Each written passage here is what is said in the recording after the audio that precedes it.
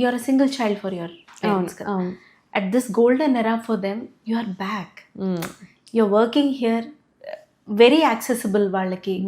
So that is also a beautiful thing that nature has. Of course, పిల్లలు అక్కడ ఉన్నారు, మీరు మిస్ అవుతారు. As you said you can just go back travel. But ఇక్కడ ఈ golden ఏజ్లో వాళ్ళకి మీ ఫిజికల్ ప్రెజెన్స్ కూడా one of the beautiful things that నిజంగా అది ప్లాన్డ్ కాదు, అది ఆటోమేటిక్లీ అలా అయింది. And I'm taking that as a extra gift from God, bonus gift that not everybody will get అని అది అనిపిస్తుంది. మా హస్బెండ్ కూడా అంటూ ఉంటారు, మీ అమ్మాయి మీతో ఉండడం అనేది మీకు ఎక్స్ట్రా గిఫ్ట్, చెరిష్ ఇట్, హ్యాపీగా ఎంజాయ్ చేయండి, that is not doesn't come for everybody. మీకు వచ్చింది అది సో లక్. ఆఫ్టర్ మ్యారేజ్ వెళ్ళిపోయిన వాళ్ళు మళ్ళీ వచ్చి కొంతసేపు మీతో ఉండడం అనేది చాలా ఇది. మా అమ్మాయి కూడా ఇప్పుడు కాలేజ్కి వెళ్ళిపోతుందండి.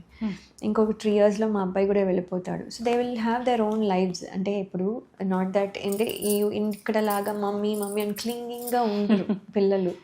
ఎస్పెషలీ మా కిడ్స్ ఇంకొంచెం ఎక్కువ ఇండిపెండెంట్గా ఉంటారు. అంటే not that they don't have that feeling, but కానీ their expression is like that. వాళ్ళు అలాగే ఉన్నారు, వాళ్ళకి ఉంటుంది. నిన్న కూడా హీస్ టెక్స్టెడ్ మీ, నేను I can drive now with an adult next to me అని చెప్పి అంటున్నాడు మా రెండో అబ్బాయి.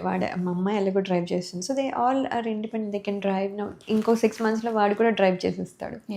So then they are all on their own. So they can do all their things. ఎప్పుడైనా కావాలంటే okay I don't understand this, ఇదేం చెప్పు, లేకపోతే నాకు ఇది కావాలి, కెన్ యూ గెట్ ఇట్, ఓ అలాంటివి ఏవో ఉంటాయి కానీ but they can do everything by themselves అండి. సో అందుకని ఏమవుతుందంటే that has become easy for me.